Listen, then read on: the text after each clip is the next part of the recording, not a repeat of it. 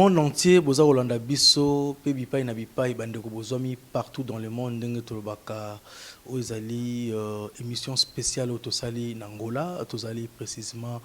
na mboka ya Mbanza Congo tosilisi tournée pastorale elongo na secondaire spirituel, ministre universel pour la paix, l'homme de Dieu, le prophète Konde Mpolo Dominique Oyo. Depuis le 15 octobre à Longwaki, ville ya Kinshasa, capitale de la République démocratique du Congo, Ponako, il y a une mission pastorale au Nkolo atindaki atambola mukili mubimba Ponako Panza Sango Elamu. Tous à la biso mon côté, tous à ba responsable Yangola, tous allez na le confrère Nabiso Yannick Malungu, ou ya IPD TV Yangola, il y a Luanda, l'homme de Dieu, prophète Konde Mpolo Dominique, ministre universel pour la paix. Amen. Amen. Santé boni. Kolo azabata. Amoni t'intérêt changer aux ongles la on a 17 ans, c'est écrit dans les États-Unis, nous avons courageux de sur l'homme de Dieu. Bolingo kakana ba bikela munyo sonzamba sala na bandeko tour na ba pays nyos. L'homme de Dieu aux habitués na télévision té au qui m'a vraiment ko télévision mais le lo niveau na yo ba émission au to benga ngo enseignement parce que aux en a tenté puis au sala ba émission on ba collègue nous baluga au sala ba émission pour na ba publicité pour na benda ba ton église yo ezara contrairement ya makamunyo swana yo so ozolo ba na télévision so oza kopesa ba message ezala ba enseignement même ba collègue na yo même bandeko mususu et comme ba enseignement pour na bango o bazwa ba bic na ba papier ba koma outi Luanda outi Saorimo outi Wiji outi Soyo pe na Mbanza Congo tournée pastorale et likindenge bino moko pasana délégation baza ba témoin donc ngako to sengele ko na lo baté bino moko bat boko pesa ndenge bomone les tournées biskana so kay na si pour la première fois au tambour na biso na tournée na Angola yondo okupesa sango po ngamo so na pese ko za ko na cheba commentaire belé mais pendant 5 sur 5 parce que l'église so yikana na ngamoko na zaka itone na wasala publicité pour nzambe temps asali univers to vandi asala na publicité biso ba noir moi reto sana ngomwenda likambo avant osala publicité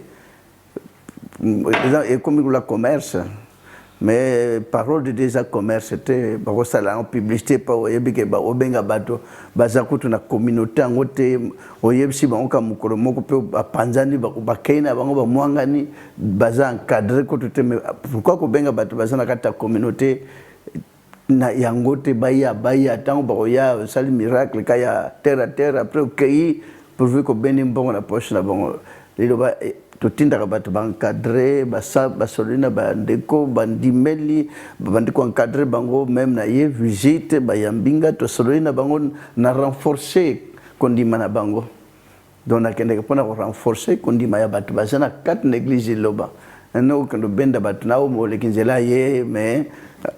yibi ata eloko mota saisir eloko mote mais yo lobi na bato bele ba yagi mais bazo bata communauté ngote ba panzani na bango ba panani bazoki na ba habitude mo ya kala donc baza mal encadré yango na monde comme na problème donc le bato sala la publicité bino mo ba témoin sikano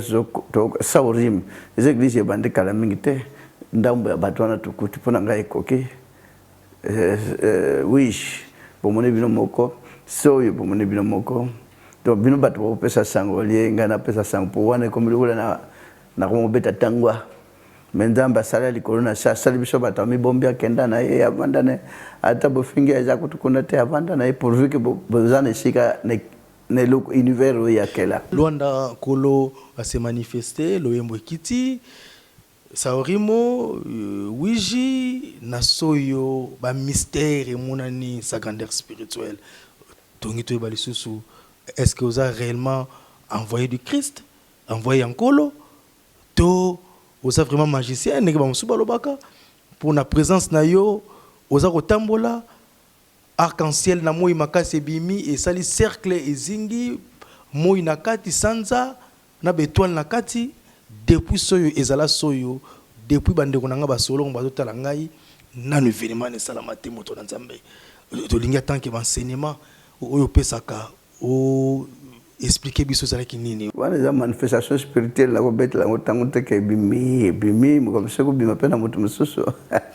do marke nano bakamu ke nano bamona ngo teme wana na ko mikumbisa pona ngo pona manifestation ya yemu konkolo to yebakite to senga kite pe salami yemu ko mutako confirmer na mitema bato événement na ndenge bimaka. Parlons de la doctrine vraiment.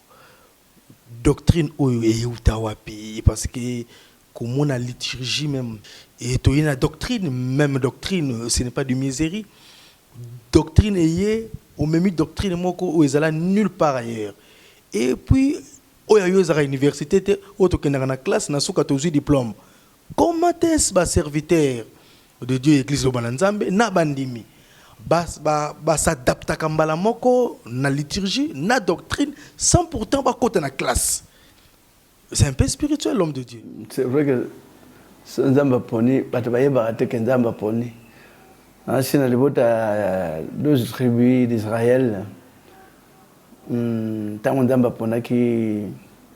Joseph, Nandega Zo Limbolandoto, et Pesa Kanda na Bandeko. Nandega Zo raconté Bango son Jésus. Et puis ça, il y a des créer là qui va problème. Mais même des oye, n'importe ce qui est africain, n'importe ce qui même na positionné sur Nord Afrique, ce va retenir compte n'ango éviter. Mais c'est on anga, ndamba bandimi on a au moins besoin comprendre ango ba Hollande ango ba de fingama ba tout kama.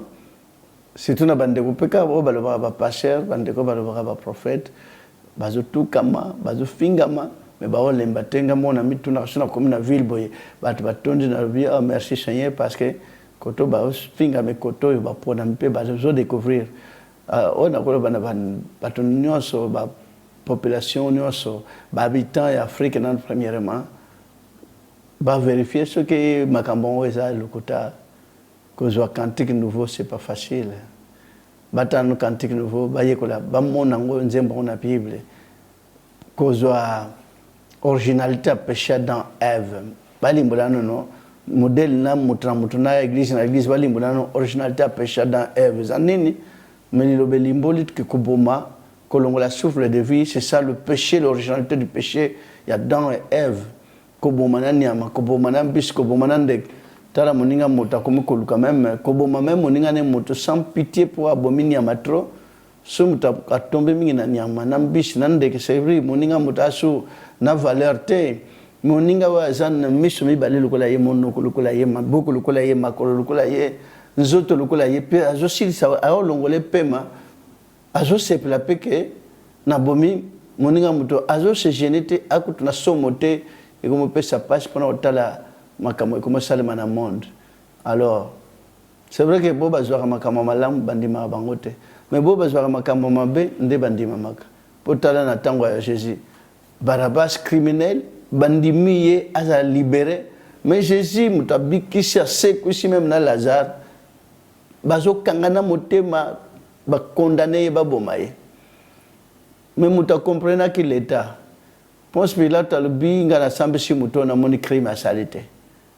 Sikoyo Ponce Pilate ne sengonyo sazo présenter batumi bale. Bandeko assemblée oyo criminel abomaka mikonos bakanga ki en flagrant délit. Criminel abomaka. Mais oyo azo rêvé. Bolingi to libérer nani mokili ba sepela ki ba libérer criminel balinga ba monas criminel ya bomaneka ndinga lingi. Mais muta bikisaka na malade pèse aussi là na batpe 2 heures de temps 3 heures de temps ba famille ba muta sakai ba chema boko likolo ba molela 3 heures 4 heures de temps ba mona muta zongi ah nebite so bat ba comprendre pour ba mukil balinga muta me makambo ya lobi côté donc pour ngai se onanga mingi ndambo ya bat ba si ba comprendre est-ce que ba africains ba comprendre. Oui, n'a pas pays, monsieur peut pas comprendre. Pour ce que les États-Unis battent pas Hollanda iloba, n'a qu'Afrique du Sud battent pas Hollanda iloba, n'a qu'Asie battent pas Hollanda iloba. Pour moi c'est pas na iloba, n'a pas beaucoup monsieur le na Inde, bazo benga ngala iloba ya ba pays ndenge na ndenge ba kolo pays bazobenga ke ya ko installer lobawa na bitem ceux qui en Afrique ba comprendre surtout bato ba simba la Bible est-ce qu'ils vont comprendre mais est-ce qu'on a on a en Angola na invitation ya ba association musus tour année 2017 na yaki l'association OEJA tour na association ya Alliance na tenu ko saluer bango oui ça l'année passée c'est papa Bispo Emmanuel Innocence da Souza année na ye na bande na biso Alliance na révérende Janito Francisco on a salué bango nyos mibale na lisolo na nganyo so pesa pona bato so ba comprendre pe na délégation nyos bande na biso ye za bazali bande na biso ya Alliance bazali mais l'église me soutient y a pas n'écouter non tout le monde n'écouter mais tout écoute ensemble tout sur l'ensemble nous tenir que s'allier l'église ya autochtone na Congo va comprendre le message yo tant ba mona ba église bande ko na biso autochtone ba ye ba o kanisa to ça les sanga ya ba chef coutumier wala ba chef coutumier ba ndima merci na ba chef coutumier bozaba mbuta moto bo monaka ya ona ba so moni valeur ya église merci beaucoup na bande ko na biso ba rasta bo monak bolia ka missionité ngana yeba ke barasta balia ka missionité kaka na Saint-Thérèse na ko yeba ke barasta na awa na Luanda barasta pe bayaki ne barasta bayaki na culte ya général na Chikokero nde na yoki barasta barbi ke dilobelia ka missionité biso pe lia ka missionité mais quelle grandeur na bande ko na biso barasta baboya makana monde entier bamona bangola bato pamba mais lo bayamba ka bon wa bras ouvert pour bango pe bandi maka lo ba bras ouvert bande kona biso ya Kimbanguiste merci beaucoup nazo tenir ko saluer son éminence Kimbangu Kiangane parce que invitation ngana joa na siko ele kelanga na motema ke bande kona Kimbangu ba benginga malgré tout na ça qui empêché pour na voyage à Luanda puis ça qui déjà programmé avant église de réveil pe bandi église de réveil tantôt au représentant légal il y a Lelo en l'occurrence Sonika Futa excellence Sonika Futa benga l'invitation na investiture na yeba benga que je tiens à saluer et puis c'est mon ami Makash ndenge son éminence cardinal aussi Mosengo benga tukutani na en 30 son éminence cardinal Ambongo na tukutani moni ba sambe nyos tukomoza ensemble et vous allez appeler malam na mokilimba pour na bomoko na biso to mema pe kimia bamona ke ba sambe pe ba simba mukanda ka moko me bazaka ensemble et c'est on nga ndeto yambanaka ya fois na imam bande ko ba konza biso musulman mais ndenge to yambanaka pona nga nazar etika toujours souvenir moko ko za la effacer na mutu na ngate bien sûr que ba mususu disons na fraction mususu arrivé nde bazar ko la moi combat mais na senga ka bande ko na ngane so balamuka pour tous ensemble parce que biso to simba la Bible pona nga mutu so simba la Bible azande ko nga quelle que soit tendance na azande ko nga amen to ko wela na te to la saka oui nzam na biso auto sembla za bolingo to so ko appliquer bolingo pe yango pona nga plaisir makas na bande ko nyoso ya papa onda ba benga inga na saki invité na tenda ki ambassadeur Mangelesi akenda ko représenter nga na ingomba ya tata onda bazela inga makasi quand même pona nga ata un jour na jour repos na sali pe musala na mona pe baninga msuba zo relève po nga na zo pe repos po ko sala ko tambola ko kende ko yamba c'est pas facile surtout ndenge na zo nga suko na kisasa mais ben oyo ya ka wana de foule tongo po ko yamba et zakana ta na seconde ya repos zakana nga na kisasa te nepte so na ko kemba susu monta una bimi moi matame bimi ta una koma na monde matame ko kota ka yo kota. C'est la question aussi à laquelle to mitunaka aussi partage à Kanengini par jour aux yeux plus de 5000 personnes. Primo, segundo, il y aura plus de 10 000 appels. Nakimo mutu normal boye et vraiment vous permettre nga ya ko sabino ke ezala raté. kovanda to koyamba ndako plus de 20 30 50 okena matete koyamba chaque jour plus de 5000 6000 fidèles par jour sans pourtant ekoloba appel oyozwaka mutu normal azala boye te yango moni ezobangisa bacollègue na mosusu bababi ke moi misala ezali moi kisi yali parce que mutu normal oyo nzambe akela akozala boye te ba oyo nde baza kondima na ndenge na bango balobi ozali nzambe na kati ya moto nzambe akoti na kati siko mukolo mutango akufa nzambe akufi naza nzambe na kati do nzambe te me naza mosali na nzambe nkola tie moi grâce na temps nazo vivre na tango na kozala te à remplacer même en plein na vivant nanga na kopema na vendre nanga na zo mutu mususu akitananga po ngape natala na observer ndenge ba kotambola pona nga suwe yango wana na komikumisa teke ngai ngamuna zui nga remplaçant non naza mosali parmi tant d'autres basali ya nzambe atiana mokili na grâce ya pesa moko na moko na grâce à pesi ndeko na bino moi temps nazo vivre malgré tout temps pe je peux pour ça na ba jeune ba zo relève pona nga plaisir yango wana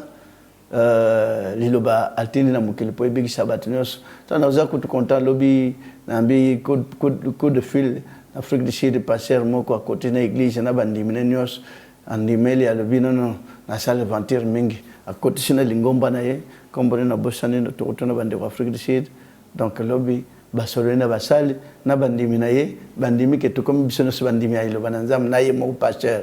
Afrique du Sud hein? C'est pas facile hein? Gloire à Dieu.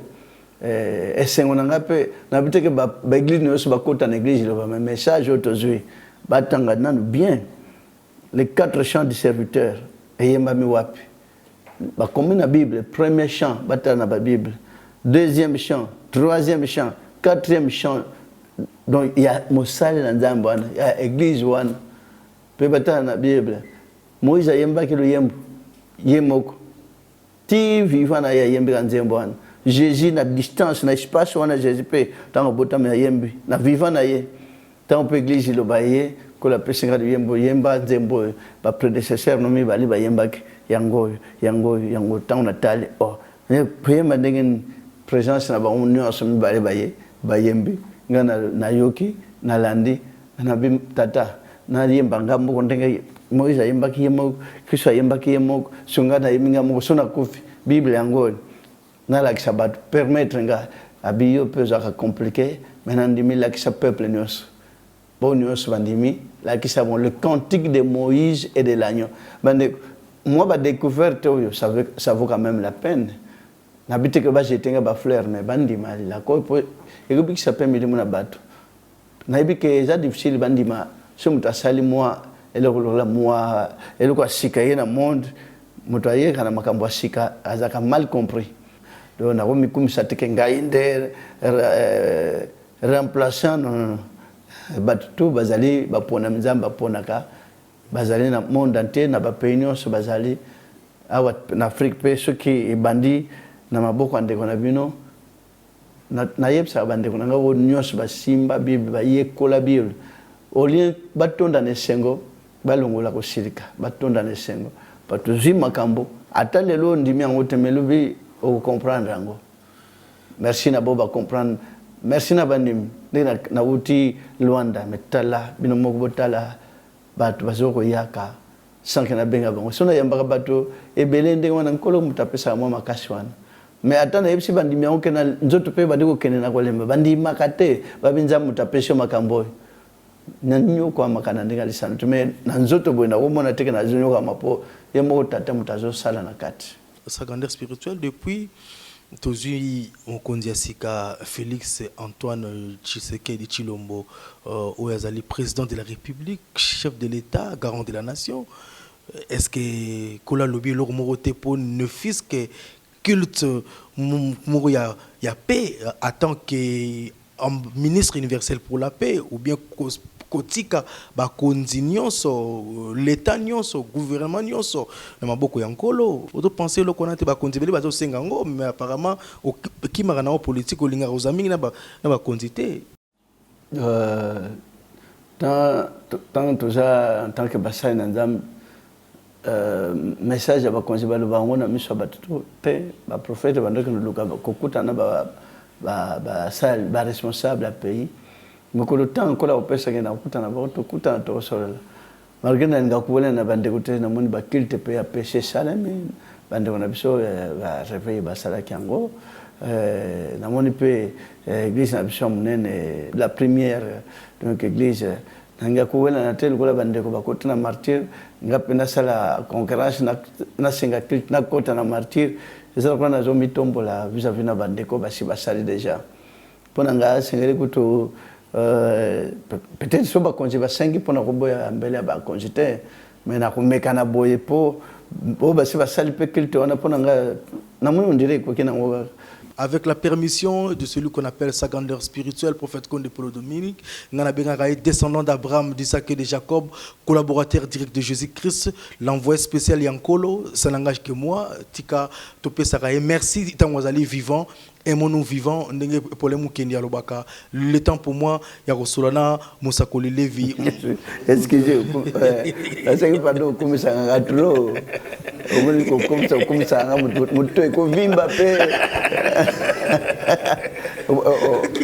pe na batu so bayoki na kanda pe bayo tombe te sengel ba komisa te to komisa ka Jésus to komisa nzambe na komba Jésus Christ de Nazareth donc le to yemba nzembo la louange la gloire la sagesse l'action des grâces l'honneur et la puissance et la force soit à notre Dieu. Donc sauve ngana ju honneur na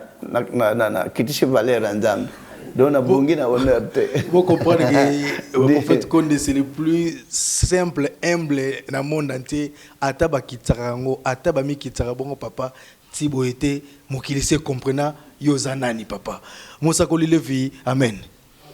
Plaisir nini bozanango yakoyama moto na nzambe séjour ele kitoko malgré que Luanda ya Angolo to yebaki kala ezangola le loté ce n'est pas facile yakoyamba l'homme de Dieu pendant 2 mois presque yangoyo l'homme de Dieu a vandi na bino beaucoup accompagné partout et l'homme de Dieu le plelo to komi na suka ya tourner ya moto na nzambe bino ba représentant na ye bino bo incarnaka l'homme de Dieu l'homme de Dieu akota na kati na bino pour lelo lingomba yikana nini bokoloba yokoloba nanu pona mokolo lelo ndenge mission nyonso esili lelo yo kola pesi bisongolo wana. Bon, merci la remercier mingi na occasion oyo pesa mi lelo oyo pona koleka pe même na niveau télévision parce que na yebi bien ezoleka na monde entier mobimba. Na séjour nous surtout à l'homme de Dieu le prophète Conde Paulo Dominique na kati na Angola et l'équipe na ndenge moko ya malamu na kasi yo moko yoki yango na monoko na yemoko 565 na onyo surtout et bikoleka tozo remercier à mingi parce que mingi bakanisa était ekoleka na ndenge moko ya malamu te mais oyo bato ya mokili bakanisa ka onza makanisa ka te nzamba bongisaka makambo oyo na ndenge na ye yango nazo remercier mingi le prophète Conde Paulo Dominique na mama Safala na ndenge ete occasion oyo bapesi kati na biso mpona koyeba kodiriger na kati ya mboka mobimba ya Angola parce que ezabilaki te ya kodiriger kati ya un pays mobimba lokola pe Angola ezabilaki te parce que confiance oyo l'homme de Dieu akamati apesi kati na biso même atapa na ngai moko lelo opona za comme représentant na ye na kati na Angola parce que 18 ans déjà na kati na Angola koza comme représentant ya l'homme de Dieu le prophète Conde Paulo Dominique na confiance oyo apesi kati na ngai pona kotamsa kati ya mboka mobimba tous les jours ezotikala kati ya motema na ngai ti na kasi ti liwa na ngai ekoti kolongwa te nasengaka tous les temps surtout kolo asuka ngai na continuer kaka ke na respect oyo ngai napesaka pai na ye na kotosa oyo ngai natosaka kati na ye nasenga ete un jour na continuer ti liwa na ngai na obéi nyonso tu oyo ebimaka kati ya monoko na ye Parce que oyo surtout bato saka maloba ya prophète Konde Paul Dominique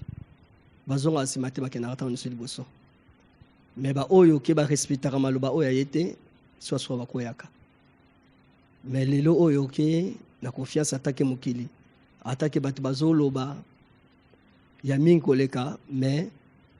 azo se confier na musala oyo nga nazo bosala kati na mboka oyo na remercier ya mingi nzambi moko abatela. Pourquoi pas na remercier comme délégation surtout au batambole longo na kati na prophète Konde Paul Dominique parce que ce jour union surtout eliki na ngona ndenge moko malamu eliki pe na ndenge moko kimia moya o bakisa kuto ebeleza te parce que yo moko ozomona yango botambo longo na prophète avant na biso to yeba koloba yo nde mutu comme journaliste nde mutu kopesa ba témoignage o yebi koleka na kati na ngola mobimba. Merci beaucoup Motei João. Muito obrigado pela pergunta. A nível nacional, ou todo território nacional, a Palavra de Deus em Angola já é uma grande igreja. Nós temos neste momento 132 paróquias, 132 igrejas, em todas as províncias onde nós estamos implantados. Que nos significa dizer que o desenvolvimento da Palavra de Deus em Angola é sinônimo tão significante, então, na qual nós esperamos que Deus ponha a sua própria mão, porque também a igreja é dela e a mensagem que nos é incumbida também é ao seu respeito. Então nós esperamos que, enquanto executivo, ele procura a sua forma de como poder legalizar as igrejas. E nós nos encontramos numa fase não legalizada. Então esperamos que Deus ouça e ponha a sua própria mão para com que a palavra de Deus também em todo o território nacional seja considerada como uma igreja com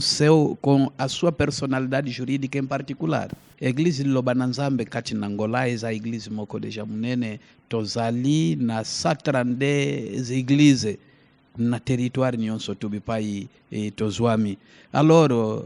eza ya kokumisa nkolo ye moko kolo musala na ye tozakolela epai ya tata ke un jour yango tata ye moko atia yango liboko ayoka biso mawa ke yango église liloba na Nzambe kati na Angola ezala pe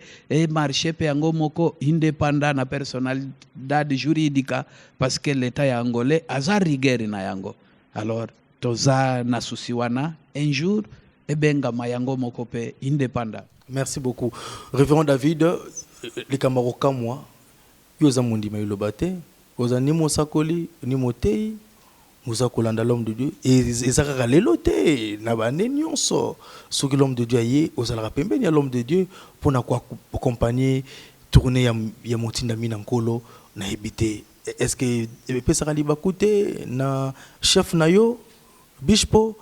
to elo ni poussa ki yo vraiment Olanda rapena papa oyo mokili batu musu bazo comprendre te ba passer musu bazo kotuka bazo comprendre te bazo finga bazo tonga mais yo ndimi kozala pe ndimi pe kovana na plateau na moto na Nzambe. Muito obrigado pela palavra. E não é fácil no mundo as pessoas serem reconhecidos e praticamente agradeço muito a sua grandeza, profeta Conde, e aceitar estar ao lado dele não é fácil também. E agradeço muito o meu líder, o Bispo Manuel Inocêncio de Souza, pela confiança que ele me deu, me cumprir essa missão a estar sempre ao lado do seu homólogo. É que é uma pessoa que ele ama muito e respeita porque encontrou algo grande nele. Não só ele, mas toda a nossa igreja, toda Angola, no nível mundial. E praticamente, sendo evangélico, não diz que somos longe ou o profeta Conde despreza os evangélicos ou os pentecostais. Não. E eu tenho sido acompanhar um pouco o profeta Conde de longe. É uma oportunidade muito grande que muita gente que procura e a oportunidade apareceu e tem que aproveitar nessa oportunidade. Porque é um homem de Deus que tem algumas qualidades que é dificilmente encontrar no mundo. Ele tem um dom das revelações que é muito forte, que eu descobri, e tem dom de milagre, tem dom de cantar, tem dom de cura, tem dom multidom que, na verdade, eu como testemunhei, e é a razão pela qual estou sempre ao lado, porque e de facto está muito com os homens de Deus. Nós estamos a ver o exemplo do Eliseu. Eliseu foi uma pessoa que não estava vivendo com o profeta Elias, mas sendo a seguir o homem de Deus, e recebeu aquilo que ele pretendia receber. Desde o primeiro tempo, quando descobri o homem de Deus, então eu também estou nessa missão atrás, porque isso não é segredo, porque tudo que o homem precisa e recebe. Muita gente criticaram no início, não é? Criticaram porque ele tem diplomas de teologia, não sei quanto, é reverendo, mas não pode, não sei quanto. Mas o próprio homem de Deus, profeta Conde Dominique, as mensagens que ele está muito baseado é sobre amor. Se na verdade temos amor aos outros, devemos aproximar aos outros. Há quem, homem de Deus, que não gosta de se unir com os outros, porque ele próprio sabe o que ele costuma fazer. O profeta Conde praticamente pede a todos os servos de Deus a estar junto com ele. É um homem de Deus que eu encontrei algumas qualidades que é incrível. É muito difícil encontrar para algumas outras pessoas. E praticamente o meu líder costuma sempre me dizer: Reverendo David, no tempo que você está comigo, eu acho que você aprendeu muito, então chegou também o tempo para você aprender a uma pessoa muito grande. Porque em tempo Deus tem sido a mandar os seus profetas na terra. Donc, de temps en temps, Dieu a toujours l'habitude d'envoyer ses serviteurs dans la terre. Et c'est toujours difficile que d'autres gens puissent comprendre ou baloba vérité au mutuazali. Donc, c'est la raison pour laquelle nous sommes là, pour suivre la parole de Dieu, et que Dieu soit loué. Merci révérend. L'homme de Dieu, vous dites que vous avez une réaction aux années. Nato yoka bana nanga tena woto yoka bande konanga. Ah, opi kitarawe bo ni bana oyo botina na molimo. En fait, ataba kitarawe papa. Jeja benga ba potre bana na ete abengi bango bande konanga. N'est-ce pas? So jeja bengi ba potre bande konanga bonga na benga bande koto zonga bongo bana nanga. Wane komi na BBC il faut ça toujours dans mon thème en colo. Na déontologie nyonso ya nkolo po ezala tokene nango na goste po tresser otambola na rai ke pine moko dévier c'est risque de rai ma ezala secondaire spirituel lelo pena ko le kangana tina likambo bana oyo plus de 2000 serviteurs de Dieu oyo yo formé ba yekola liturgie té batanga classe té na stade de martyrs aux autres nous combien de serviteurs, combien de bandits papa bana na wote papa o boy suba Jésus le bien aimé, n'aimez pas le monde, habitez mes enfants, habitez bien aimé. Le bazar va bien aimé, non bana nanga ba biso notre semble na culte na sima na suka culte to baka mas mako kisama bongo pela mona le sambo do kona na biso alakisa biso te tata na biso do nangai na bande konyosto to bitata na biso likolo bon siko na kat na biso nanu so tata mona zakala batata mi balete. Merci l'homme de Dieu prophète connaît Paul Dominique. Moi, difficulté, ça m'a cassé na ba fidèle église le Bananzambe à travers le monde entier. Pourquoi? Papa tango zalaki na Congo avant ça la voyage Angola. Au exotaki likambo kaka o mon collègue autikolo ba pedi ça à travers ya papa bandimi bazo benga papa mais l'homme de Dieu azoko acceptangote à lobi que il y a un seul père c'est Dieu. Alors les autres troublés banali loba bazo linga o expliquer bango mamoke pourquoi l'homme de Dieu azoboya ko accepter comme wana ya papa baza na posa vraiment Image explication ya Jésus tango azalaki na mokili babengaki papa te. Jésus kutu nde nga serviteur na ye siko nga babenganga papa bongo mpo nani Jésus babengaki papa te. Donc tata na biso biso nyonso aza na likolo. So yo oza nani? Frère. Merci beaucoup. Merci beaucoup. Secondaire, l'homme de Dieu, ba musicien, belé, tout le monde a une relation na yo na ba musicien, pour ba musicien belé, ba yara pa na yo. Si qu'on a li bande comment ko ba mingi. Le prophète qu'on a comment de pesa ba musicien kisi. Musicien yo se sera yé pa na yo, suka nango succès. Musicien yo se sera zuli pamboli suka nango succès. Tout le monde a quand même musicien quoi. Soraye comme un prophète succès J et comme peut ça va tout succès qui ressemble ton l'homme de Dieu Kondima na liloba mutazana kondima kola saila kai on nemi liloba mi kitsi bisa bina liloba kola saila kai ngamo tango bato bayaka bele mingi balobaka na simba kishime ata lititite ata singate ndenge na tuna ngamo konzamba sali moni ya mboko za pembeni na ngola mboko za pembeni na oseya ngamo sora termina bore océan na tuna kanzambe olo esalema ndenge nini mayo ebele mobimba boy alonzamba sala ko océan na atal boso fleuve na biso kaka tala fleuve ndenge kende to buti na équateur pona kolongola mbanda ka kuna kende kisangane mais ba cours d'eau ya minene ndenge moko so za na kati na kano rapide zo banga ke so baloki ya boke kaka ngoyeba ndenge ko nage ndenge ne po ebaleleki pe kuneke 4 cours d'eau 5 vous avez battu so yebi mzela te boko bunga mais ba cours d'eau nyo sebele wana nzambo asala ke balona alors simba kish na pesa conseil na bato balanda kabilo kwana so nyokola bango au côté na biloko wana vino eza sous bien te au komi dérégler parce que makamnyo so bando sa na condition mais na iloboto wana condition mokote mingi dans le bobo bakansaka na simba pona kutambula na bamboka nyo stala mboka nyo église ezali na ba village oh même manga grande village église vande et puis il me cité manga grande et village ba pêcheur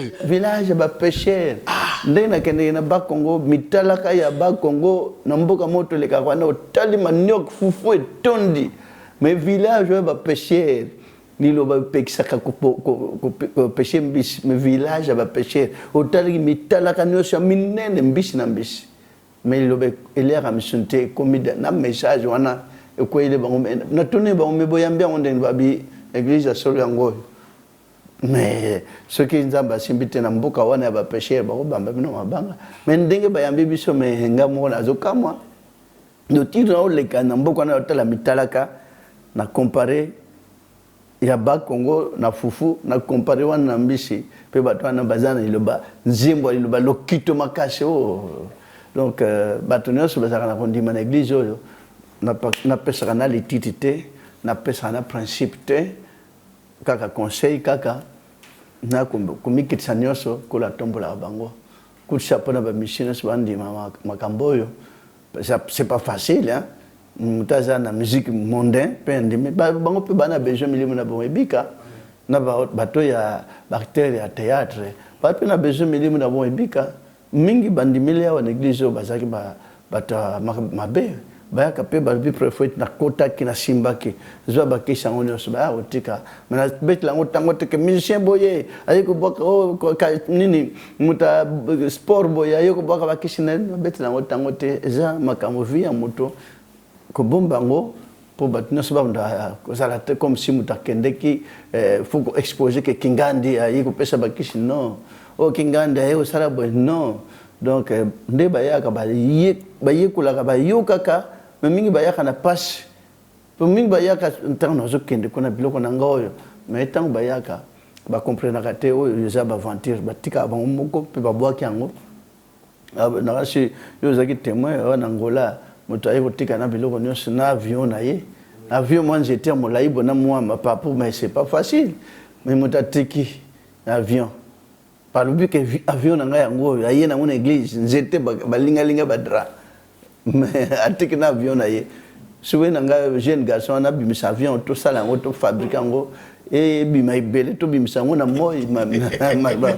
bimsango na moi te ngana na duka même bato basala ka nini ya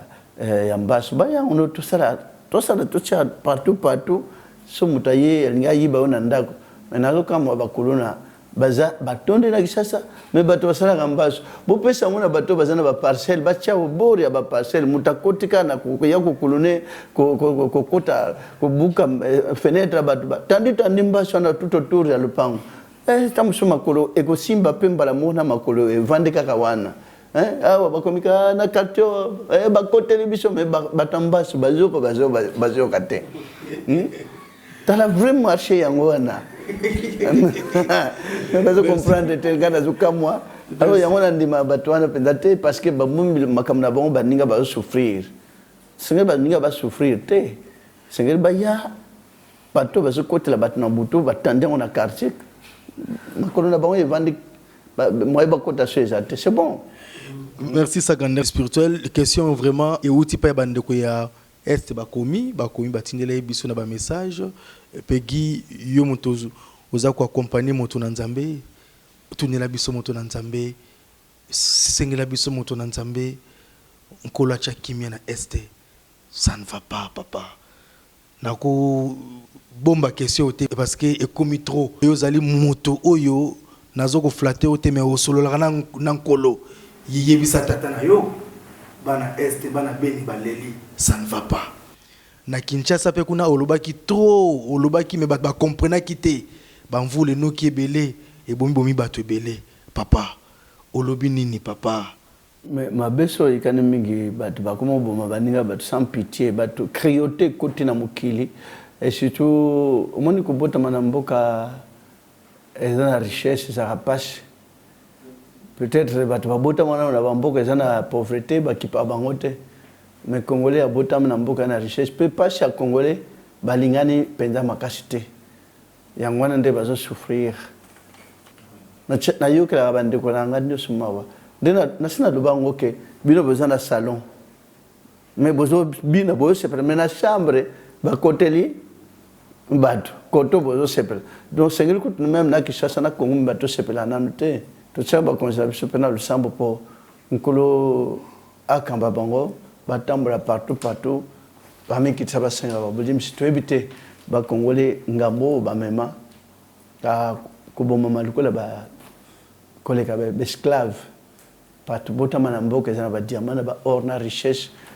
mutamukilipo ya ko zwali pazana na maboko no foya abomayo système comme na monde yangwana fo abomayo po ya botra lipa na yo kaka pamba lipa pamba abomayo po azali palia abi pete ke yepe akokufa semblable nini commandement zana 10 commandement babi ne tuer point ça veut dire ko bomate malamu to soko lingi zwa bilamba nyoso mbongo nyoso zwa na yo tika ye na vie mais mokileza so ndenge wana te to boma banyama trop wana esprit wana to boma bandeke trop to boma bambisi trop wana qui tue par l'épée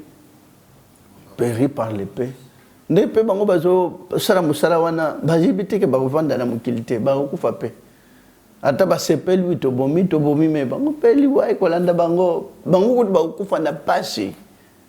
donc eza malheur na biso to botama na mboka eza na diamant na or na cuivre na ba cobalt na ba tututu ba uranium na kondana kanzambe te biso na Afrique ba noir to lingani te malade ba noir to lingana te comment cause a visa ya état moko na Amérique aucun Amérique mobimba muta kutungisa ote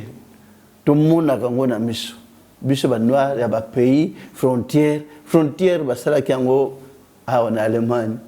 ezaki kutute batunde ba établir yango mais to comment ko la frontière peut to weli yango lobi peut to kufito tikiango donc biso ba noir ezam mawana biso to sosolate na biteke biso ba africain to sangana na monarchie ba congénieurs ba président non sa monde ba quelque part ba yokana pona paix mais ça qui nanga offre de soulagement ba président makambazo kana wana pona paix na monde entier pour chapeau na ba président non du monde na ba mindele ba keko tala concernant la paix na monde mais pourquoi mutakoma donc na motema ya mabe vis-à-vis na moninga moto boza ndenge moko eza lokona na zamba lion aso akangi lion ali abomaka moninga lion rare hein bapesa na valeur lion pe na léopard abomaka moninga léopard rare na tigre abomaka moninga tigre rare mais moto azoba moninga moto facilement comme bonjour est-ce que makamwana tozomona ou tozomona te ko nyokolana pona moto akoti au na lupango na nga metango ukufa yesu lupango na ite bakotika ye musika lupango na nga po moto akoti na pays na nga me bo ba welela pays pe bakenda bakunda bango me bato bazoela ka moya eteni ya mabele tona nzembo moko ndelo nyosha bitene na mokili ememi mokili na bokabwana ememi mokili na mabe parce que pona bozui wa pesa na mboka bato bauti kuna bakewelela bozui wana mais bo welela bozui botika bato mais bato bazo souffrir moninga moto otombesi moninga Jésus alobaki so ozui tonga umekina nzoto na eza pasi mais ndenge ozo atonga wana tupi na ndoto moninga sans pitié ozo sentir que douleur oyo monaki wana okimaki yango ozo imposer par moto mais so tali bien bato nyonso wana okende kuta bango bazana ba église ba osambela ndeko na bino tango na tala na télévision bato bakoti na église ba osambela mais so tala makambo zo leka kuna na mboka na malonga te mais le sambo bako osambela ya nini le sambo disons résultat nango bolingo moninga moto bamdele bana bolingo yango na bazama bien tala no aso akoti même na mboka mdele batuna libaso me yendenge nini olia ndenge nini o vivre ndenge bazio ba chena soyer social bakomo luka mbongo balesa na bana bakomo futa na bana bakenda na mosala te mais ba ofuta bonbon biso ba noir surtout biso ba noir to linganité on doit souffrir biso moko ba noir ndito zo nyoko la biso moko o peyo ba nyoko la peyo mais croyant que tokotika la seko mais ni pays moko bato bakotika la seko te pays tout bato bakokufa mais tozo tumbola kanda nzambe mokolo ko ngindela biso fin du monde mokolo ko ya bato bakolela bakolela mai la miso mais bon passe nanga mais to meka déjà ko kena est soki makokeza la néglige nga pe même petit automatiquement fonani ata est wana fona compatir na passe ya baninga souhait nanga jangona malgré tout ba moyen il y a des fois au moins na wuti kisangani mais pona ko zonga to sala ke boy na mbongo ya zonga to bandulu ka mbongo batindi la bisona kishasa poto zonga pona ko kende to sali boy na mai une semaine to kende ke kaka to zeba sika ko kende te to kembi na ndea osangana te ndenge pe jour Goma Bukavu Beni un jour to koma papa ndeko na biso bazakuna kolo asala bango pambola ka bango kaka to tsara bango na lusambo pe kolo akoyok mais yango na sengo mingi sona zana kishasa na zana sengo te parce que bandeko kuna ba souffrir même ko voyager na posa pe na voyager soutien na boya ki po makamna moni oyi uti na bandeko na biso na Afrique du Sud tisiko je troublé et puis ça na posa de fois na quatre sa frontière RDC na kene pays tel ata pona oya bangono bila bayaki basalaki démarche ngamona mi vandisa kina be jamais po oyi no moni kuna so tali na réseaux sociaux mutu alali bakangi banda balongola poso ya mutu michoposo mona na mukolo nzoto azomona mbeli batanda balongola poso ya meyo envie ok comme eza suna mawate pe bazoloba pe baosepela pe poso nyonso bandolongwa michopo ya mutu ezomona bazobeta na mbata esi bato wana baza bato bien balion oyo bayosala biloko ndenge wana periode mosusu elongola ndeko na bino pongi elfona okenda vandi na mbeto me pongi elongwe kotala babiloko wana oyo bazotia na réseaux sociaux ke mutu mpo akendaki na mboka bato bakomisi lokola joue bazosinga batie na kingo badiembiki ye sans problème so ayibaki bo pardonner botia na kaso botia na prison mabete prison eza mabete kaso eza mabete pour kopesa bato conseil mais kobomana et comme les gens mabe ko s'entretuer eza mabe ne tuer point mais on tue mais ba oyo batombola ma eza makambo euti pa na nzambe te mais euti pa Satan po Satan musane atinda muto yo ayina muninga tinda muto aboma muninga tinda muto biso na biso batu tokomi ko bomana koleka kutu ndezaki kala. Ce n'est pas normal. Coup de chapeau na nouveau président politique qui a bon voisinage, c'est ça qu'il fallait. Et cette politique de bon voisinage, azoken de parti pendant que Luka Olia Luka guerre, a Luka ke ba fabriquer nduki pendant que kende kubunda itumba na mboka bo mezo Luka ka ko se réconcilier na mabota nyos. Coup de chapeau number 1 numéro 1 à RDC. Nzamba ko se pour maboko no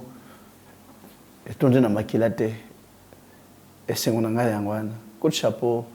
aux agents aux candidats on a makanisia au bon de la peuple bamvula ko tango no saki yango batu ba no mona comme ça l'aventure parce que dans le bas caniveau terrasse za ukangama même ko mvule ko ya mai mabele tonde na terrasse mboka nyoso ezana ba surveiller ka eloko liboso canalisation donc eloko ba surveiller ka liboso na migila poto même en Afrique du Sud période musu bazaka na ba canal o ba timola na chama bele pozo ka mai nyoso mbula tango beti ba pomper mo pepe moko na kata canalisation nyoso tout était vide que na musika ko boka na océan mais oyo ya RDC ba peuple population ba moko Olie bazalate na quartier to boka matiti na caniveau te to veiller sur caniveau to timulaka to kire tambule bandi nano kubeta tena ilanga na epsa ke ba komona boale e ko yinda mabe batu bazila kaka kesa na ndengwana po kubebisa ka ba moko après ba bengi l'état zo mona te mais yo moko population peut-être ce qu'un jour ba ko lamuka na makombo ko salema ce bako veiller na ngoke propriété population ya pays ba monde ba veiller na propriété à pays parce que na bandoko lo ba bien sûr que batu congolais kenda na ba pays nyosa mikila poto ba tambula ka butu moy ba moni kuna car ba dalette pelouse mazonga na kamboko na ye kasa kwanga sachet c'est dommage et puis maman est comme que ça la kokanga maman est des athées parce que basaché ba mela mai et c'est kangami na mabele mai ils ont s'absorber du société mais sous quelque chose andé wana ce n'est qu'un début oh oui ce n'est qu'un début bel j'étais bazar tant bazar et gouya munene za na cher mabele na ville wana mais ba egu wana nyo se kangama ba tu ba komo ya kotonga même le color à caniveau est-ce que vous comprendre c'est que tango yindi boy et vous en dégeni un jour tala bamboka banda ko mingi e bukane batu ba pe ko tonga ngomba yango na sima na yo yozo tonga wa ravin yango yozo tonga mais non banda ko kanga ravin dans sita zaki na kishasa to kanga ba ravin misatu mobimba elinga keke ezini sa banda to kenda to kanga ravin to remplissa yango e kangama mais na ba population na kishasa so ba moni ravin yango et comme yawa ravin o libule timole mayela ko zipango ezate mais biso to zipa 3 ravin na kishasa nge sir sabato mais to ravin biso to zipa ngana kota 2 fois pe ezolanda po ekende ezwa ravager quartier to kenda to chama bele to chama déchet ba imonis ezipa matilelo mais population ya kishasa eza fainéantisme ya trop fainéantisme ba moni libulu ezakutute et timola me comme moi niveau type oh libulu ba sauter ka même ko mvula ma beleza na kishasa za sablonné argileté c'est ba veiller na urbanisation ba veiller na urbanisation te voilà c'est ça le mal qui rend notre pays service d'hygiène et longwa et tika mutamutona biso ndako ne ata jipine ata ça ne kaka ça ne y a pas tant bamdele bazaki bazako veiller na service d'hygiène bazana teke be banana bon ba sa population bosokola non donc singeli par autorité na biso batal kamwana ba veiller nango premier principe service d'hygiène tant ezaki kala et santé bando kenetina bamboka bongisa liboso ndako tisima ndako so bakuti matiti amande On doit faire ça, les amendes, c'est très important. Moutabwa qui sachet amende. À boucher caniveau, amende. C'est ça qu'il fallait. Puis je cours en bongo, Navamboka. Mais on ne voyait pas sur cela. Moutamouta salandenga alingi. Ouais, boka matite même basse mobimba na balabala na boa kene mutakutune azate. Mais ben que conséquences, les néfastes. Conséquences on ba créer makambango anéoté banda kala nde bando créer ba songer na canivoté. Bah, c'est important dans le pays. Mais l'église de Lobaya, et ça là, assainissement gratuit depuis l'église de Banda. Quand on a ces allées polémiques qui étaient communes à Souka, parce que tant une commune vraiment à Souka, tout au long il y a une commune au pays instruction que salon obligatoire et l'église de Loba, bazar au salon gratuite. Même place ma collègue nayo, bazar au sambe la libanda, bazar au tika basalité, les Lobandais et recombola yango, l'homme de Dieu. Lecture ou au salon de. Bon. Ce qui est l'église, c'est que ça a une idée, ça c'est salité. Et ça qui idée, il y a ça. Le exemple que Bastien te côté à bon ça. Mais bon, monsieur Bazar qui contre. Et on a même dit si quoi ta aide, bah on ça sauter. Bah on ça aide à part. Tant que banda qui échangeur, to banda qui salon na ma tête, na caniveau à ma tête. Tant que et longwa qui to kira qui caniveau to ça là qui 100 camions, 100 bennes. Tito kira to sala ta 2 mois kanvo na matete mulai metala banda to kira kango période wana na ba inondation zaki na matete mais jipa metala inondation comme na matete et jipa mini osuba ba monde kanvo yangoyo et jipa mizielo mabele tondi bakanisa ki donc ba kozana sali non to sala ka to pour pesa exemple que population no se zamboka na bisoto to bongisa merci ko chapeau na bandimi ailoba bakendeke pona localité mbate poto bluka ba futa bisote mais chaque samedi bakendeke balemba kate pona nga salon ya kolongola matiti c'est plus ça et salon ya dalet rompo boy dalet batandisi ndeke za na poto dalet ba pelouse ba fleur terminé za kolongola ko kata matiti lobe ozonga salon bandi bakendeke ba kombi minute ezongi bazongi sikasa. Donc, je regrette pour la population congolaise, je vais vous dire que tout le monde a été passé, même mais période na remercier na autorité oui jonga na kuta kisasa ko bakate msosa ki propre mais oui je na tour mais nanga moko na komosa na plaisir ya kotambola na mboka lokola oui j'attends za Congo tukuta yango boete bazo veiller quand même tukuta mbaza Congo mena vi mais oh ba vivre mboko ndekedini mais turu tukomoya na mbaza Congo tande mboka ikomi biso na Congo za pasi yabite batika ko beta na ba bibotu ko chana ka ba crocanjambe ko soana na ko soane ko Congo mawa tous les jours ko lukaka ko wela pouvoir ko wela ba poste ya député ya gouvernement ya nini assemblée oh même ko makamwane ko sila ndembo ke ko bonga rwana no sirite atato lobby lula batu bazaka ko wela kiti c'est difficile. Merci beaucoup Oazana Mato ya Goyoka Ayoka Oazana Mato ya Kososola Asosola. Na remercier surtout vraiment ba délégat en tout cas Moussakoli Lévi Moté João merci na ndenge monde entier et comprendre valeur ya papa lisusu et puis na ndenge Angola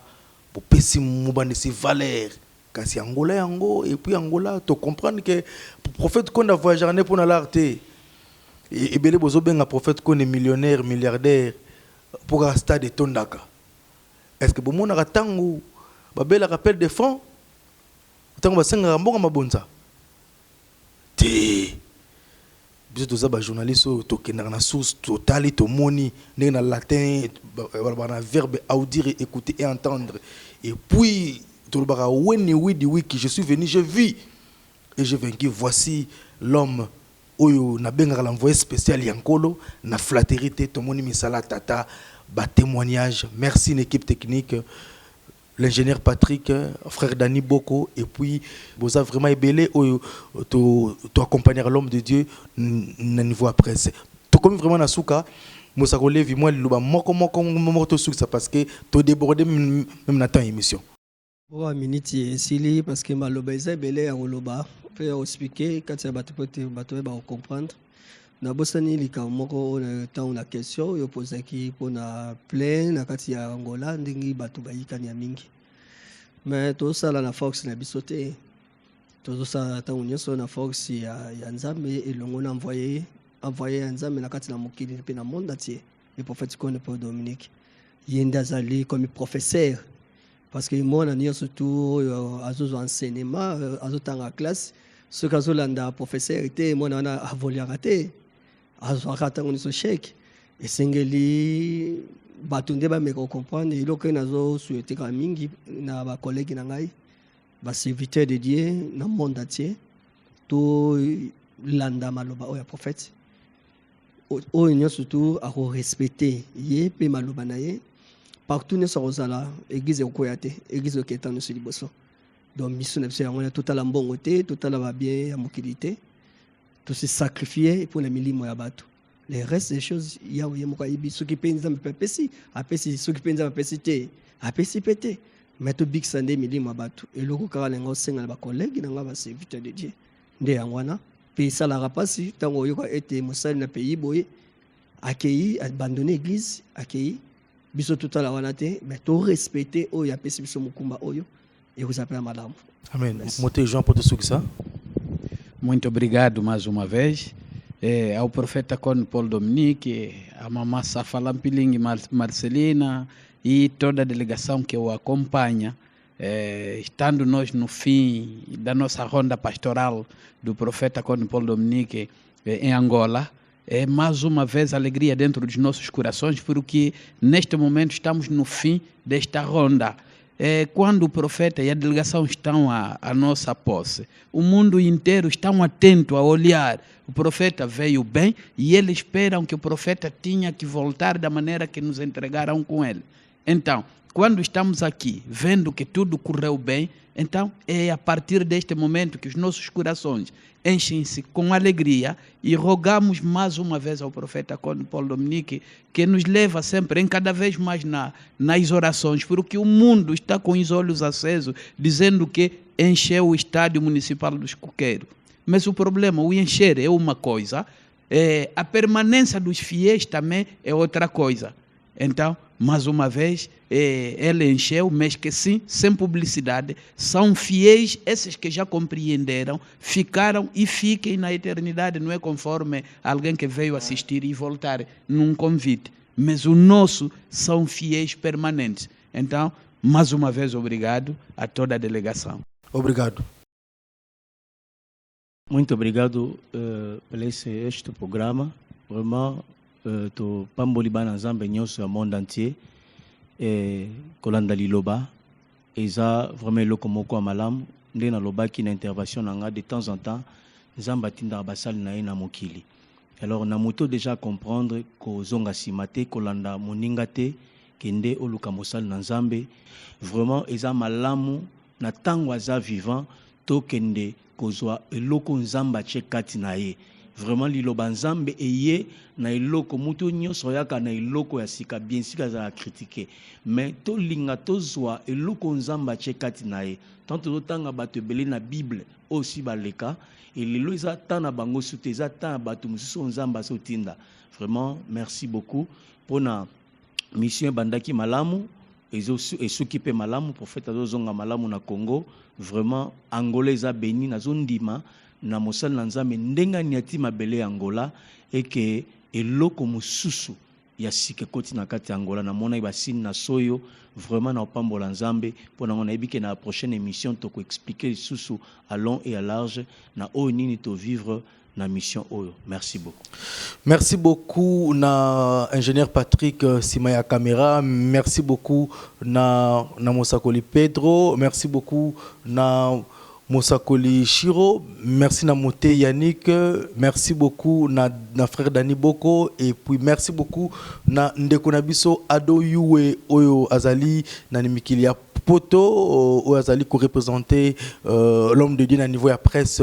internationale. Na remercier monde entier Botali Biso Ezalaki non seulement émission spéciale, Ezalaki enseignement. Il y a maître Autorobenga et maître Atabo Yarato Lobara. La vérité, mais qu'il pleuve, qu'il neige, c'est l'envoyé spécial Yankolo. Oyo ngai naza koloba yango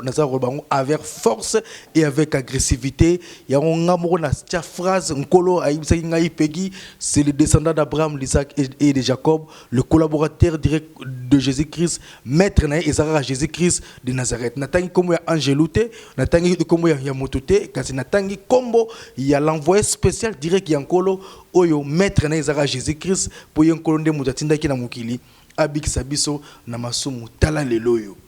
Tala leloyo basta deza kotonda yango bozo yina prophète Konde pamba bozo tukaye pamba stade deza kotonda stade de martyr ngai stade tandi tondaka tala ndenge Angola mboka mupaya shikoke ko ndenge tondi ngai topesa Nzambe merci ndenge atindeli biso motinda mina ye abikisa biso na masumu tolobi amen libota.